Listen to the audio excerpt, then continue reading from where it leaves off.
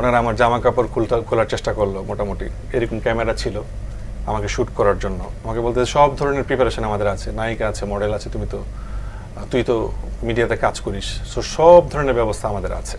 Media আমাদের কথাই উঠে বসে, আমরা যা বলবো মিডিয়া তাই বলবে, সো ডোন্ট ওয়ারি। তো এরকম ট্রমাটাইজ সিচুয়েশনের মধ্যে তারা ওদের যত রকমের ভয়ঙ্কর মানে অস্ত্রশস্ত্র যা যা থাকে আর কি, যেগুলো আমরা ওই যে নেটফ্লিক্সের বিভিন্ন হরর মুভিগুলোতে, সাইকো থ্রিলার মুভিগুলোতে দেখি। প্রিয় দর্শক, আজকে আনন্দ আড্ডায় আমার সাথে আড্ডা দেওয়ার জন্য রয়েছেন একজন সঙ্গীত শিল্পী, এবং একটি দুঃখজনক ব্যাপার হলো তিনি তার গানের জন্য নয়, তার কিছু লেখালেখির জন্য বিগত আওয়ামী লীগ সরকারের আমলে আয়নাঘরে রয়েছিলেন। আজকে তার সাথে গল্প করব, আড্ডা দিব এবং জানবো যে আয়নাঘরের সেই ভয়াবহ দিনগুলোর স্মৃতি কেমন ছিল। আমার সাথে রয়েছেন এই সময় অন্যতম জনপ্রিয় সঙ্গীত শিল্পী HM রানা। রানা ভাই কেমন আছেন? থ্যাংক ইউ সো মাচ, আমি ভালো আছি আলহামদুলিল্লাহ। আজকে আপনাকে স্বাগত আনন্দ আড্ডায়। Thank you. শুরুতে জানতে চাই আসলে সামনে ঈদ, ব্যস্ততা কেমন এই মুহূর্তে? আলহামদুলিল্লাহ, গত বছর একটা ট্রমাটাইজ সিচুয়েশনে ছিলাম, আপনি একটু আগে ইন্ট্রোতে বলেই দিলেন। তো বেসিকলি ইন্ট্রোর এই সাবজেক্টটা নিয়ে আসলে আমি আর কথা বলার কিছু নাই, অনেকে এই ব্যাপারটা নিয়ে অনেক কিছু আমরা আজকে একটু জানবো আসলে রানা ভাই, কারণ হচ্ছে যে আপনার সাথে যখন আমার অফ ক্যামেরায় কথা হচ্ছিল তখন হচ্ছে যে অনেকবার আপনি আমাকে বলেছিলেন যে ভাই আমার কিছু দুর্বিষহ স্মৃতি আছে এই মুহূর্তগুলো নিয়ে। আমি একটু আসলে জানতে চাই আসলে কি হয়েছিল আপনার সাথে। আপনি তো একজন সঙ্গীত শিল্পী, সাধারণত আমরা তো মানে সঙ্গীত অঙ্গনে মানুষদেরকে দেখি যে হচ্ছে মানুষদেরকে বিনোদন কিংবা হচ্ছে গান এগুলো দিয়েই হচ্ছে মাতিয়ে রাখে। সেই জায়গা থেকে হচ্ছে আপনি একজন শিল্পী হিসেবে কিন্তু আয়নাঘর মানে একদম ডিফারেন্ট। সাধারণত আসলে আমরা দেখি যে যারা রাজনীতির সাথে যুক্ত তারাই এই আয়নাঘর কিংবা হচ্ছে যে বিগত সরকারের আমলের রসনালের শিকার হয়েছে। তো আপনার সাথে এই ঘটনাটা কিভাবে ঘটলো? কালচারালি আমি তো অ্যাক্টিভ, আমার মিউজিক নিয়ে আমি নিজে উপস্থাপনা করি, আমি রেডিওতে কাজ করেছি একটা লং টাইম, আমি রেডিওর ফার্স্ট জেনারেশন।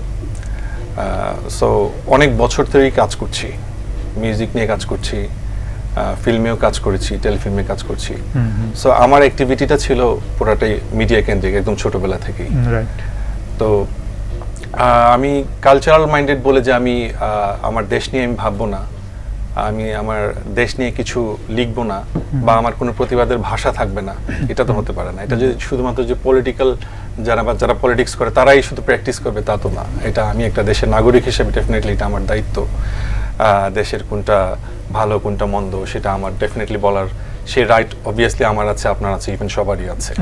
সো সেই দৃষ্টিকোণ থেকে আমি ছোটবেলা থেকেই ছিলাম সব ব্যাপারেই প্রতিবাদী বলা যায়। লেখালেখির ব্যাপারটাতে আমি অনেক active, social issues, political issues অনেক কিছু নিয়ে লিখতাম। তো লেখালেখির ব্যাপারগুলো ছিল অনেক কারেন্ট ইস্যুসগুলা, বিগত সরকারের আমলের যেই অনেক ইস্যুসগুলো ছিল সেই ইস্যুসগুলো নিয়ে আমি লিখতাম। তো আমি অবজার্ভ ছিলাম, আমার ফেসবুকটা অবজার্ভ ছিল বেশ অনেকগুলো সময়, অনেকগুলো টাইম, এবং আমি মনিটর ছিলাম আমি কোথায় যাচ্ছি, ইভেন আমি বাজারে যাচ্ছি। তার মানে আমি যদি একদম স্পেসিফিকলি বলি যে হচ্ছে যে বিগত সরকারের মানে আওয়ামী লীগ সরকারের কিছু কার্যক্রম যেগুলো নিয়ে আপনি হচ্ছে কিছু নেতিবাচক লেখা আপনার সোশ্যাল মিডিয়াতে আপনি লিখেছিলেন, যে কারণে হচ্ছে আপনাকে আয়নাঘরে যেতে হয়েছিল। সো আমি একটু আসলে ওই আয়নাঘরের যাওয়ার যে মানে বিষয়টা, যে স্মৃতিটা, ওইটা একটু জানতে চাই। আসলে কবে আপনার কাছে ফোন এলো, কবে বা আপনাকে নিয়ে যাওয়া হলো, বা কিভাবে আপনাকে আয়নাঘরে নিয়ে যাওয়া হলো, একটু যদি শুরু থেকে সংক্ষিপ্ত করে বলেন। আসলে বেসিক্যালি আমি ট্রমাটাইজ সিচুয়েশনটা থেকে বের হওয়ার জন্যই আবার নতুন করে কাজ শুরু করেছি, আমার নতুন যে কাজগুলো আসছে। আর আমি এই বিষয়টা নিয়ে কথা বলতে আসলে এখন আর ইন্টারেস্টেড না। তারপর আপনি জানতে চাচ্ছেন, বিকজ আমি আমার কাজগুলো নিয়ে আসতে চাই, আমার যে কাজগুলো করছি, যেটা আমি মিডিয়াতে অলমোস্ট 27 ইয়ার্স ধরে আমি কাজ করছি, সেই নতুন কুড়ি থেকে, শাপলা কুড়ি থেকে আমি নিজে ন্যাশনাল অ্যাওয়ার্ড পেয়েছি। সো এই ইস্যুটা নিয়ে কথা বলে, সামনে আসা মিডিয়ার সাথে কথা বলা আমার আসলে খুব ডিসকমফোর্ট একটা জায়গা। তারপরে আমি বলছি, তারপরে আপনি যেহেতু বলছেন, যেহেতু প্রসঙ্গটা উঠেছে অলরেডি, আমি তারপরে বলছি, সেটা হচ্ছে যে গত বছরের 2024 14 ফেব ওই দিনটাতে আমার আবার অ্যানিভার্সারি ছিল। আমার অ্যানিভার্সারির দিনে আমি যাই আর কি, মানে ক্যান্টনমেন্টে যাই আর কি।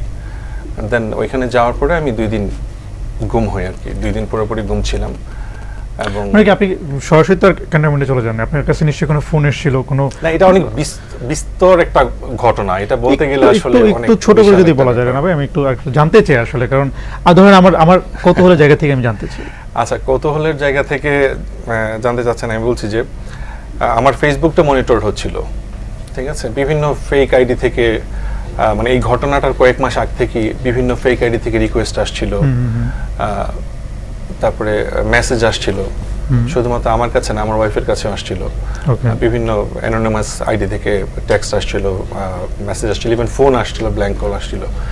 তো এগুলাতে একটা পর্যায়ে থ্রেডও আসছিল অনেক রকমের।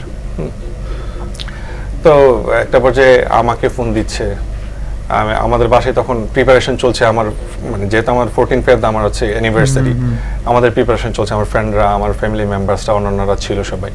তো আমরা এই প্রোগ্রামটাকে কীভাবে সুন্দর করব এটা একটা আয়োজন করছিলাম, আগে থেকে প্রিপারেশন করছিলাম।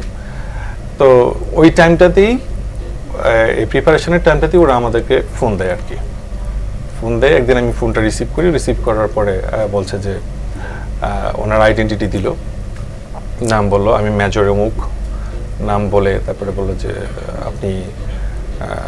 আমি ক্যান্টনমেন্ট থেকে বলছি, ডিজিএফআই হেডকোয়ার্টার থেকে বলছি। তো তারপরে বলছে যে আপনি কালকে একটু আসেন আমাদের অফিসে, হেডকোয়ার্টারে আসেন, এসে চায়ের দাওয়াত রইল আপনাকে। এরকম অনেকেই আসে আমাদের এখানে, এসে নাস্তা করলেন, 10 মিনিট, বেশিক্ষণ লাগবে না, আপনি চা নাস্তা খেলেন, একটু কথা বলবো, তারপর আপনি চলে গেলেন। আপনার মামাও তো আছে আর্মিতে, আপনার ফ্যামিলি মেম্বাররাও তো অনেকেই আর্মিতে আছেন। আপনাকে যখন এই ফোন কলটা এলো তখন কি আপনি কখনো বুঝতে পেরেছিলেন, বা আপনার কাছে মনে হয়েছিল যে আপনার সাথে অন্য কিছু হতে যাচ্ছে, এরকম কিছু মনে হয়েছিল? না, আমি আসলে পাত্তাই দিই না। আমি বললাম না, আমি একটা ডিফারেন্ট চ্যাপ্টার নিয়ে তখন বিজি। আপনার ধারণা ছিল না যে আপনার সাথে এরকম কিছু ঘটতে পারে? ধারণা মোটেই ছিল না। আমি একটা অন্য ফ্লোতে ছিলাম। আমার অ্যানিভার্সারি প্রোগ্রাম, আমাদের বাসায় একটা উৎসবমুখর পরিবেশ চলছে, ওইটা মাথায় আসে নাই। ইভেন আমরা ওই যখন ফোন আসতেছিল বারবার, আমি যখন রিসিভ করলাম, আমরা কেউ এটা পাত্তা দিই নাই। যখন এই ফোনের ইয়েটা বাড়তে থাকলো, প্রতিদিন অনেকবার বিভিন্ন নাম্বার থেকে ফোন আসতেছে, তখন আমরা একটু কনসার্ন হলাম একটা পর্যায়ে যাওয়ার পরে, ঠিক আছে। তো তারপরে আমার ওয়াইফকে ফোন দিয়ে শুরু করলো যে ওনাকে একটু পাঠান, আমরা বেশি টাইম নিব না, 10 মিনিট, ও চা নাস্তা খাবে। এরকম অনেকেই আসে, কথাবার্তা বলে, আমরা আর কিছু না, এটা আমাদের একটা প্র্যাকটিস, এটা আর কি। তো আমরা বুঝি নাই। এই দিক দিয়ে আমার মামাকে ফোন দিল, উনি হচ্ছে লেফটেন্যান্ট কর্নেল, ওনাকে ফোন দিল ঠিক আমার অ্যানিভার্সারির আগের দিন ফোন দিল। ফোন দেওয়ার পরে ওনাকে সামহাও ম্যানেজ করলো আর কি, যে স্যার সমস্যা নেই, রানা সাহেব আমার সাথে ফোনে লাইনে থাকবে, আপনি লাইনে থাকবেন, কোনো সমস্যা নেই, আপনাকে লাইনে রেখেই ওকে ছেড়ে দেওয়া হবে। এই জাস্ট কোনো কিছু না, জাস্ট কথাবার্তা হবে একটু, জাস্ট আপনি তো আমাদের প্রসিডিউর জানেনি, নর্মাল কনভারসেশন, চা নাস্তা খাবে, চলে আসবে। তো মামা আমাকে বললো যে ঠিক আছে তুই যা, সমস্যা নেই, ওনারা আমার সাথে ফোনে থাকবে, লাইনে থাকবে, তুই সমস্যা নেই। তো মামা বলার পরে 13 ফেব্রুয়ারি আর কি 2024, তো তখন আমি সামহাও কনভিন্সড, আমার ফ্যামিলি মেম্বার্সরা কনভিন্সড যে ঠিক আছে, ওকে, টেনশনে কিছু নাই। দেন এরপরের দিন রাত থেকেই বেশ কিছু ওনাদের ডিমান্ড ছিল আর কি, যে ডিমান্ড ছিল ধরেন তখন লেটেস্ট ফোন ছিল হচ্ছে আইফোন 15 প্রো ম্যাক্স, যদি এটা প্রোভাইড করা হয় সামহাও, তাহলে আমাকে আর যেতে হবে না। মানে সরাসরি এরকম কিছু অফার? হ্যাঁ, এটা সামহাও আমাদের কাছে মেসেজ আসতেছে আর কি, বিভিন্ন মাধ্যমে আসতেছে, যদি এটা হয় তাহলে আমাকে আর যেতে হবে না। তারপরে যাই হোক, আমি তখন আমার অ্যানিভার্সারি উপলক্ষে আমার ওয়াইফের জন্য আমি একটা ফোন কিনি আর কি। তো সেটাই আমার ওয়াইফ বললো যে কোনো দরকার নেই, যদি টাকা পয়সা লাগে সেটাও আমরা প্রোভাইড করতে প্রস্তুত, তুমি আমার ফোন দিয়ে দাও, আমার লাগবে না, ঠিক আছে, আমরা মোটামুটি রেডি, যে কি তাও আমরা কোনো হ্যাসেল চাচ্ছি না, হোয়াট এভার দে ওয়ান্ট, ঠিক আছে, উই আর রেডি। দেন আমি এরপরের দিন মামা আমার একজন কলিগকে পাঠালো, উনিও আর্মিতে ছিলেন, তো বললো যে ও যাবে তোর সাথে, কোনো চিন্তা করিস না, আর আমার সাথে তো ফোনে লাইনে থাকবি। তারপরে এরপরের দিন গেলাম, ক্যান্টনমেন্টে গেলাম, যাওয়ার পরে ঠিক 8টার সময় আমি ঢুকলাম। ওদের একটা লগ বুক ছিল, লগ বুকটার মধ্যে বিভিন্ন জনের নাম ছিল, ওখানে অনেকের ক্রস সাইন দেওয়া ছিল রেড কালি দিয়ে, ঠিক আছে, অনেকের রাইট ছিল এরকম, যারা হয়তো রিলিজ হয়েছে আর যারা রিলিজ হয় নাই, তো এরকম ছিল। তো আমার মাথায় তখনও পর্যন্ত এরকম কোনো কিছু আসে নাই যে আসলে what actually happening with me. Okay, then আমি এই যে 8টায় ঢুকলাম, একদম রাইট টাইম, সকাল 8টায়। আমার নামটা লেখা ছিল যে রানা, ও চেক ইন করবে আর সকাল 8টায় ঢুকবে। তো আমি ঢোকার পরে আসলে যতটুকু বুঝলাম সেটা হচ্ছে একদম সিরাজ খালেদা মেমোরিয়াল হসপিটালটা, যেটা ক্যান্টনমেন্টের ভিতরে একটু সামনে, একদম সিরাজ খালেদা মেমোরিয়াল হসপিটালটা একটু সামনে ট্যাস আছে একটা, আর্মিদের ক্যান্টিন, ট্যাস। এটা হচ্ছে ওল্ড পোস্ট অফিস যেটা, ওইটার জাস্ট অপোজিটে। এই ট্যাসটার সাথেই গা ঘেঁষা আর কি, ওইখানটাতে আমি ঢুকলাম। ঢোকার পরে যতটুকু বুঝলাম একটা 70s 80s ওই টাইমের একটা বাড়ি, পুরাতন বাড়ি। তারপরে গেলাম, যতটুকু বুঝলাম একটা 2 তলা 3 তলা এরকম একটা পুরাতন বাড়ি, যতটুকু আমি দেখলাম আর কি, প্যানিং করে যতটুকু বুঝলাম। ঢুকলাম, ঢোকার পরে আমি একটা রিসিপশনে বসলাম। এরকমই একটা সোফা ছিল, দুই পাশে 2টা সোফা, একটা এসি ছিল, বসলাম। তারপরে কিছুক্ষণ বসার পরে আমি তো একদম নির্ভয় নিশ্চিন্ত মনে, ওনাদের একটা মামা আর্মিতে আছে, হ্যাঁ টেনশনের কিছু নাই, আমি ওইভাবেই ওনাদের কিছু ম্যাগাজিন পড়তেছিলাম, টেবিলে রাখা ছিল। তারপরে আসলো একজন, আসার পরে একদম সুটেড বুটেড পরা আর কি, কোমরের মধ্যে আমি লক্ষ্য করলাম যে ডিজিএফআই এর আইডি কার্ড লাগানো। তারপরে আমাকে পা থেকে মাথা পর্যন্ত দেখলো, অবজার্ভ করলো, আমিও দেখলাম। দেখার পরে আমি ওনার বললাম আর কি যে আপনার পরিচয় কি। উনি আমাকে ওনার পরিচয়টা যে দিল না কিছু, বলেছেন স্যার এসে কথা বলবে, ঠিক আছে। এর আগে এসে বললো আমার ব্যাপারে আর কি, যে উনি মোটামুটি আমার ব্যাপারে সবই জানে আর কি, আমার ইনফরমেশন জানে, আমার রুফটপে আমার বাসার প্রোগ্রাম হচ্ছে এটা জানে, আমি বাজারে যাচ্ছি, আমি কোন মাছ কিনলাম, মোটামুটি আমার ব্যাপারে ভালোই জানে আর কি, আমি কোথায় যাই এভরিথিং আমাকে মোটামুটি ভালো ফলো করেছে আর কি। আমি কোন দিন বাজারে গিয়েছিলাম, কোন দিন বাজার থেকে কি আনলাম, এভরিথিং। তো তারা এই বিষয়গুলো জানে, ঠিক আছে। সো তারপরে এইগুলো জিজ্ঞাসাবাদ করছিল। তা আমি শক্ত আর কিছু নাই, কারণ ওরা হচ্ছে বাংলাদেশের প্রধান গোয়েন্দা সংস্থা, আর আমার মতো একটা অর্ডিনারি মানুষকে তারা নিয়ে আসলো, মানে সামহাউ ওই টাইমটাতে আমি আমাকে নিজেকে ভিআইপি মনে করতেছিলাম, যে আমি তো কোনো পলিটিক্সের সাথে জড়িত না, কিচ্ছুর সাথে জড়িত না, আমি একজন কালচারাল মানুষ, আই এম অ্যান আর্টিস্ট, আমাকে কেন ডাকবে, কোনো রিজন তো নাই, ঠিক আছে। যাই হোক, তারপরে আরেকজন আসলো, এইভাবে 3 জন ঢুকলো হাফ অ্যান আওয়ারের মধ্যে। ঢোকার পরে বিভিন্নভাবে মেন্টালি টর্চার করা শুরু হলো, বিভিন্নভাবে অনেক রকমের কথা বলে, বিভিন্নভাবে। আসলে আমি খুব শর্ট করে ফেলি আসলে ভাইয়া, ঠিক আছে, এরকম করে ফেললো। তারপরে একটা পর্যায়ে আমার বাসা থেকে ডিভাইস যা আছে আমার এভরিথিং, আমার যত ডিভাইস আছে, আমার ফোন, ওরা আমার 4টা ফোন সিজ করলো, নতুন 4টা ফোন, আমার আইফোন, আমার ওয়াইফের ফোন, আমাদের পাসপোর্ট সিজ করলো, আমার ওয়াইফের পাসপোর্ট, বাসার যে সিপিইউ, কম্পিউটার, ল্যাপটপ, যত ডিভাইস ছিল ওনারা সব কিছু নিয়ে গেল, ক্যাশ টাকা নিল। এটা হলো এর পরের দিন, 15 ফেব্রুয়ারি। ওই সময়টাতে আপনি ওইখানে ক্যান্টনমেন্টে, ওইখানে ওই রুমটাতেই নাকি অন্য কোথাও? আমি ওই রুমটাতেই ছিলাম, এবং ওনাদের যারা ওই সিকিউরিটি গার্ড বা অন্যান্য যারা ছিল আর কি, যারা আমাকে ওই টাইমটাতে গার্ড করছিল আর কি, তাদের কাছ থেকে যে ইনফরমেশনগুলো পায় আর কি, যে সেটা হচ্ছে যে দিস ইজ দ্য প্লেস। ওকে, একটা তো আছে যে ওই যে আয়নাঘরের যে বড়টা, যেটা কচু ক্ষেতের যেটা বড়, যেটা 14 না 15 তলার যেটা, ওইটা। কিন্তু ওনাদের যে গার্ড যে বললো যে দিস ইজ দ্য প্লেস, এখানে অনেকগুলা সেল আছে আর কি, টর্চার সেল আছে, এরকম আরো অনেক ইনফরমেশন দিল আর কি, এরকম। তো এই যে জিনিসগুলো আমার জন্য খুব ভয়াবহ ছিল। আচ্ছা, আপনাকে ওই দিনই কি, মানে যেদিন আপনি গেলেন সেদিনই কি হচ্ছে সেই সেলে রাখা হলো, নাকি পরের দিন নিয়ে যাওয়া হয়েছে সেলে? আমাকে সেলে রাখার প্রিপারেশন চলছিল, ঠিক আছে। আচ্ছা আচ্ছা, প্রিপারেশন চলছিল, কিন্তু ওনারা আমার কাছে বিভিন্ন রকমের 300 টাকার স্ট্যাম্পে বিভিন্ন রকমের স্টেটমেন্ট লিখালো, জোর জবরদস্তি করে ওনারা ওনাদের মতো করে, ঠিক আছে। ওনারা আমার জামা কাপড় খোলার চেষ্টা করলো, মোটামুটি এরকম ক্যামেরা ছিল আমাকে শ্যুট করার জন্য। আমাকে বলতে সব ধরনের প্রিপারেশন আমাদের আছে, নায়িকা আছে, মডেল আছে, তুই তো মিডিয়াতে কাজ করিস, সো সব ধরনের ব্যবস্থা আমাদের আছে, মিডিয়া আমাদের কথাই উঠে বসে, আমরা যা বলবো মিডিয়া তাই বলবে, সো ডোন্ট ওয়ারি।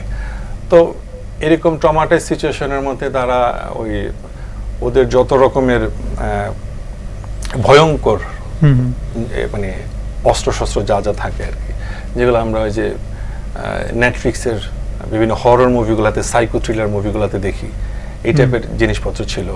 চোখ খুলে ফেলার জন্য স্কুপ, ঠোঁট কাটার জন্য প্লাগসগুলা যেগুলো থাকে, আরো অনেক রকমের খুব বাজে আর কি। বড় একটা এরকম ইয়ে ছিল, লাঠির মতো, চতুর্দিক দিয়ে কাটা।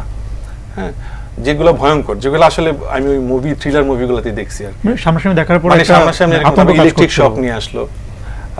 ওনারা চাইছে আমাকে আমার প্রাইভেট পার্টে শক করার জন্য আমাকে জমটুপি পরানো হলো, হ্যান্ডকাফ পরানো হলো, ঠিক আছে, এরকম ধাক্কা মারা হলো, আমার ঠোঁট টান দিয়ে ধরা হলো, কান দুই পাশে টান দিয়ে ধরা হলো, শার্টের কলার ধরে চেপে ধরা হলো, ঠিক আছে, বাট আমাকে তারা মারে নাই। That was the good thing. আপনাকে শুধু ভয় দেখানোর চেষ্টা করছে, শুধু ভয় দেখানোর চেষ্টা করছে। এভাবে গেল 14 তারিখ, 15 তারিখে আমার ফ্যামিলি মেম্বারদের সাথে ওরা কমিউনিকেট করে ক্যাশ টাকা নিল। কত টাকার মতো নিয়েছে? 3 লাখ টাকা নিল, ওকে, ক্যাশ একদম। তারপরে হচ্ছে আমাকে ওই দিন রাত 1:45টার দিকে ছাড়লো আর কি। তার মানে আপনি টোটাল কত সময় ছিলেন এনে করে? 2 দিন। 2 দিন। আচ্ছা, এই ছিল আপনার সাথে ঘটনা আসলে। তারপরে ছাড়ার পরে, আপনাকে ছাড়ার পরেও কি আরো ধরনের কোনো ধরনের কল বা থ্রেট এসেছিল? ছাড়ার পরে তো ওনাদের কিছু রেস্ট্রিকশন ছিল, যে এরকম যে আমি যদি ঘুমাই, মানে আমার ঘুমটাও কেউ অবজার্ভ করবে, আমি যদি কোথাও যাই, ইভেন আমি ওয়াশরুমে যাই, সেটাও কেউ অবজার্ভ করবে। আমাকে বলতেছে যে আপনার যেহেতু নাম এখানে উঠে গেছে একবার, ধরেন আপনি মরে গেলেন, পৃথিবীতে আর থাকলেন না, কিন্তু আপনার নামে কাউন্ট হতে থাকবে সবকিছু, মানে আপনার নাম থেকে যাবে কিন্তু পৃথিবীতে আপনি নাই। এটা আমাকে বললো আর কি। তারপরে বললো যে আপনি 24/7 মনিটর থাকবেন, আপনি ঘর থেকে বের হলে, এক্সেপ্ট বাথরুম এবং আপনার ঘর ছাড়া বের হলে আমাদেরকে কল করে জানায় বের হতে হবে আপনার, মানে এরকম রেস্ট্রিকশন। এটা ছিল রেস্ট্রিকশন আর কি ওরা এইভাবে। আর হচ্ছে বলছে যে দেশের বাইরের তো চিন্তাই করা যাবে না যাওয়ার ব্যাপারে, কোথাও গেলে ওনাদেরকে ইনফর্ম করে যেতে হবে। তো এইভাবে একটা মানুষ কোনোভাবে মানে সভ্য সমাজে বেঁচে থাকার প্রশ্নই আসে না। I am an artist. ওরা আমার যত রকমের কাজ ছিল, যত প্রজেক্ট ছিল, সব ধ্বংস করছে। আমার যত কমিটমেন্ট ছিল মানুষের সাথে, যে কাজগুলো আমার ডেলিভারি দেওয়ার কথা ছিল, ওরা সব এগুলো ধ্বংস করছে। সো এই যে একটা ট্রমাটাইজ একটা সিচুয়েশন। আমি একটা ব্যাপারে একটু স্পেসিফিকলি জানতে চাই, সেটি হচ্ছে যে এক্সাক্ট কি কারণে, মানে কি লেখার কারণে হচ্ছে যে আপনাকে হচ্ছে আয়না করে যেতে হয়েছে? যদি একটা বলা যাবে আসলে যে ঠিক কোন লেখাগুলোর জন্য? ভাইয়া আসলে অনেক রকমের লিখতাম আমি, পলিটিক্যাল অনেক বিষয় নিয়ে লিখতাম আমি, যেগুলো অনেকের পছন্দ হবে না, অনেক সাবজেক্ট নিয়ে লিখতাম। এবং যেটা হয়েছে যে কি আমি আমাকে জঙ্গি বানানো হলো ওই টাইমটাতে। আমি জামাত শিবির করি, এরকম অনেক কিছুর সাথে আমি কানেক্টেড আছি।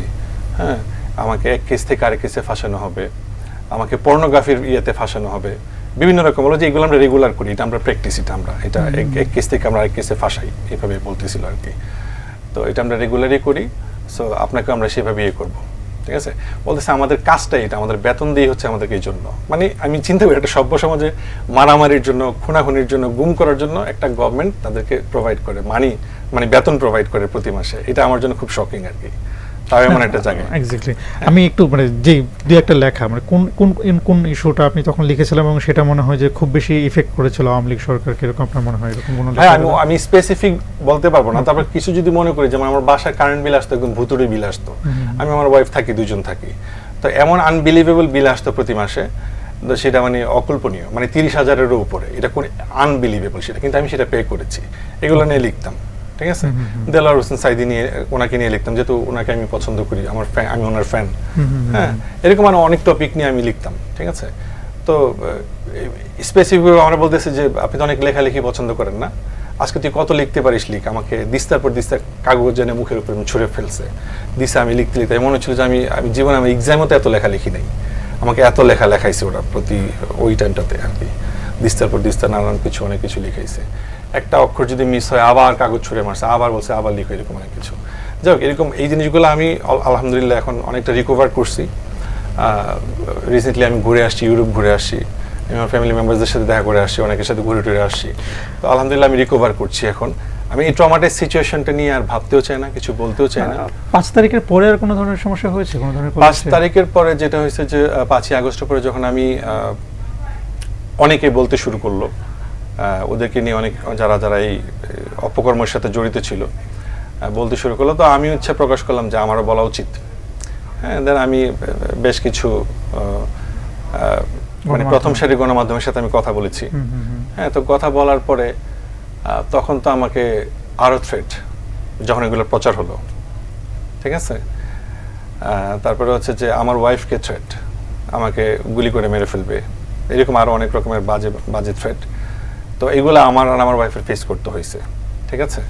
তো এখন যেটা হয়েছে যে আমরা গুম কমিশনকে জানিয়েছি, ঠিক আছে। এখন let's see what happen. Rana ভাই, একটু আমি আপনার শুরুটা জানতে চাইছি, মানে গানের পথ চলাটা শুরু কবে থেকে, কিভাবে গান করবেন এই চিন্তাটা কবে থেকে মাথায় এলো? থ্যাংক গড আপনি যে একটা ডিফারেন্ট টপিক নিয়ে কথা বলতেছেন ভাই। আমি আসলে ওইটা মাথায় আসলে ওই প্রসঙ্গটা আনলে আমি একটু কেমন যেন ট্রমাটাইজ হয়ে যাই, বুঝতে পেরেছি সিরিয়াসলি। কারণ ওইটার মধ্যে আমি ছিলাম, আমার ফ্যামিলি ছিলাম, কিসের মধ্যে দিয়ে আমরা গেছি, এবং আমরা যে আমাদের যে কত রকমের ফাইন্যান্সিয়াল লস থেকে নিয়ে, ফিজিক্যাল লস থেকে নিয়ে, মেন্টাল ড্যামেজ থেকে নিয়ে কত কিছু হয়েছে, ওই স্টোরিটা আসলে বলে শেষ করা যাবে না। ঠিক আছে, আমি একটু আপনার মানে গানের জগৎটা নিয়ে জানতে চাই। গানের জগৎ নিয়ে তো গান তো ছোটবেলা থেকেই আমি গান করি। গানের শুরুটা একদম বাচ্চাকাল থেকে। আমি নতুন করিতে ছিলাম, নতুন করিতে চ্যাম্পিয়ন ছিলাম, দেন শাপলাকুড়ি জিয়া শিশু একাডেমি, দেন ক্লোজ আপ 2008-এ ওইখানে আমি টপ 10-এ ছিলাম। তারপর এইভাবে আসলে এঙ্গেজমেন্ট আমার বাড়তে শুরু করলো। আমার মিউজিক গুরু হচ্ছে ফাহমিদা নবী, ওনার সাথে একটা দীর্ঘ সময় আমার কাজ করা হয়েছে। ওনার একটা প্রতিষ্ঠান ছিল হচ্ছে কারিগরি নামে। তো সেখান থেকে আমার শুরু। তারপরে ক্লোজ আপে পার্টিসিপেট করা, এর মধ্যে সেরা কণ্ঠেও পার্টিসিপেট করেছিলাম। এই তো আমার 2টা সোলো অ্যালবাম বের হয়েছে লেজার ভিশন থেকে, আর মিক্সড অ্যালবাম বের হয়েছে অলমোস্ট 42 আপ। এই তো রিসেন্ট সময় নতুন কোনো গান করছেন কিনা, সেই গানগুলো সম্পর্কে? রিসেন্ট সময় যেই জন্য আসলে আসা আপনার এখানে, আসলে এই রিসেন্ট বিষয়টা নিয়ে কথা বলার জন্য আসা। আর যে আয়না ঘরের টপিক নিয়ে আমি আসলে কথা বলতে আর চাই না, সত্যি চাই না। একটু যেন আমার মাইন্ডটা কেমন হয়ে গেছে হঠাৎ করে, আমি একটু গ্লোমি হয়ে গেছি আবার। এনিওয়েজ, তো আমার নতুন 5টা গান আসতেছে। গানগুলা লিখেছেন হচ্ছেন legendary lyricist writer Golam Morshed sir, যার কথায় অনেকেই গান করেছেন। লিজেন্ডারি অনেক singer, Ayub Bachchu sir, James Hasan থেকে শুরু করে কুমার বিশ্বজিৎ স্যার, তপন চৌধুরী স্যার, সুবীর নন্দী থেকে নিয়ে সামিনা চৌধুরী, ফাহমিদা নবী, অনেকেই করেছেন। So I am very lucky. 2008-এ ওনারই একটি গান আমি করেছিলাম ক্লোজ আপ 1-এর মঞ্চে, দুঃখ নামে একটি গান। তো সেই গানটি করার পর একটা হিউজ রেসপন্স পেয়েছিলাম ওই টাইমটাতে। তখন তো সোশ্যাল মিডিয়া ছিল না এতটা, তো অনেক সাড়া পেয়েছিলাম ওই টাইমটাতে। অনলাইনের যুগও তখন ছিল না। তো তারপরে 18 বছর পর ওনার সাথে কাজ করার একটা অফার পেলাম। তো এটাই মনে করছি যে হয়তো বা নতুন করে কিছু ভালো কিছু হবে, ভালো কিছু গানের সাথে নিজেকে ইয়ে করছি, খুব ভালো লাগছে। এই জন্য 5টা নতুন গানের মধ্যে হচ্ছে কবিতা তুমি, ভাগ্য যারে জাপটে ধরে, ফিরায় দেয়ার বেদনা, নীল খামি তুমি, ঠিক আছে। এরকম কয়েকটা গান আমি অলরেডি করছি, আরো সামনে কিছু গান আসছে। রানা ভাই, গান নিয়ে যেহেতু কথা হচ্ছে, একটু গান শুনতে চাই আপনার কণ্ঠে। Thank you so much. আমি যে গানটি এখন করছি, গানটির টাইটেল হচ্ছে কবিতা তুমি। গানটি গোলাম মোর্শেদ স্যারের লেখা। ও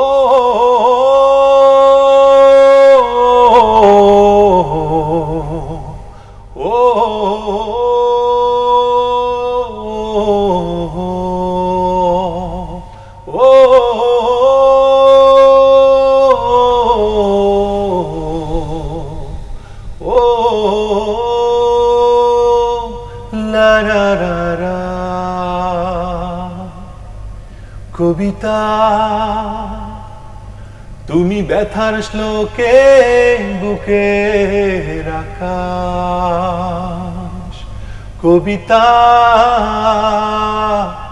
তুমি ব্যথার শ্লোকে বুকের আকাশ, মেঘে মেঘে দিও না ঢেকে, তুমি এসো সূর্য হয়ে, রোদেলা সুখের খবর দিও আমাকে।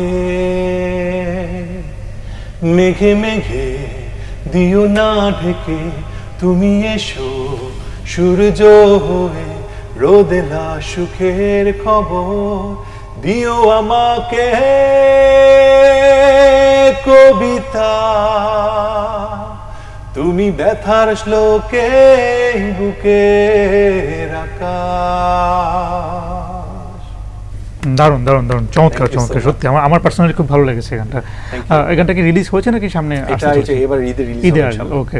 শুভকামনা থাকলো আপনার জন্য Thank you so এবং much. গানটির জন্য। একটু জানতে চাই আসলে না ভাই, আপনার ছোটবেলাটা বা বেড়ে ওঠাটা কোথায়? আমার ছোটবেলা আমার বর্ন এন্ড বর্ডারটা হচ্ছে ব্রাহ্মণবাড়িয়াতে। হুম হুম। আমি ব্রাহ্মণবাড়িয়ার আশুগঞ্জের ছেলে। তারপরে কলেজ হচ্ছে কুমিল্লা ভিক্টোরিয়া, ঢাকাতে, ঢাকা ইউনিভার্সিটি, দেন ইংল্যান্ডে। এখন আবার আমি রিসার্চ করছি একটা প্রোগ্রামে, Okay, সেটা very মিডিয়ার nice. উপরে, ম্যাস কমিউনিকেশন এবং জার্নালিজমের উপরে। ও আচ্ছা, আর আমার গ্র্যাজুয়েশন হচ্ছে ইংলিশ লিটারেচারে। ওকে, এই তো। নাইস।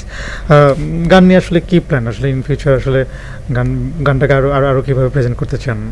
ওই যে বললাম না যে যে কোনো ট্রমাটাইজ সিচুয়েশনের ক্ষেত্রে মন খারাপ থাকুক, কষ্ট থাকুক, সাইক্লোন বয়ে যাক, ঝড় ঝাপটা যাই বয়ে যাক না কেন, মিউজিক হচ্ছে আমার জন্য একটা অ্যাডিকশন। এটা আমার কাছে আমাকে হিল করে। আমি মিউজিককে ফিল করি, মিউজিক আমাকে হিল করে। সো ওভারঅল এই জিনিসটা আমাকে ভালো রাখে, আমি সুস্থ থাকি, আমার হার্টের জন্য ভালো ফিল করি। সো মিউজিক লাইফ টাইম থাকবে, ঠিক আছে? যেহেতু আল্লাহ এই ট্যালেন্টটা দিয়েছে, লিখতে পারি, সুর করতে পারি, কম্পোজ করতে পারি, সো ডেফিনেটলি এটা আমার সাথে থাকবে আজীবন। থ্যাংক ইউ রানা ভাই, আজকে আমাদেরকে সময় দেওয়ার জন্য আপনাকে অসংখ্য ধন্যবাদ। আর থ্যাংক ইউ সো মাচ জোয়ার ভাই, so nice meeting to you, and thank you Bangla Vision আমাকে ইনভাইট করার জন্য। সবাই ভালো থাকুন, সুন্দর থাকুন, আমাদের দেশটাকে আমরা অনেক বেশি ভালোবাসি, আমরা আমাদের দেশের জন্য সর্বোচ্চটা করার জন্য, ত্যাগ করার জন্য প্রস্তুত থাকবো ইনশাআল্লাহ। সবাই ভালো থাকুন, আসসালামু আলাইকুম। প্রিয় দর্শক, আমরা শুনলাম এইচ.এম. রানার জীবনের কিছু গল্প, কিছু গান, তার জীবনের কিছু অভিজ্ঞতা আজকে আমাদের সঙ্গে শেয়ার করলেন। আপনাদের সাথে আবার দেখা হবে অন্য কোনো দিন, অন্য কোনো অতিথির সঙ্গে। ততক্ষণ পর্যন্ত ভালো থাকবেন, সুস্থ থাকবেন।